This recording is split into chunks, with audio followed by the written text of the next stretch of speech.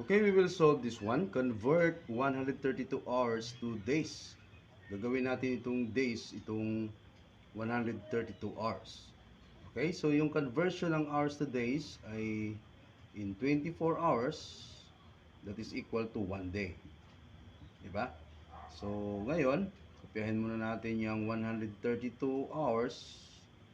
Okay, then i-multiply natin sa, yung denominator natin dito ay the same units ating original na measurement. So, therefore, this is 24 hours. Dito sa denominator, yung numerator naman ay 1 day. Okay? So, cancel natin yung hours. So, ang maiwan dito, si 132, i-multiply natin kay 1 day. So, that is equal to 132 days. Then, over, itong 24, i-multiply natin dito kay 1. Kasi merong over 1 dyan, di ba? Pwede mong lagyan ng over 1, pwede rin hindi.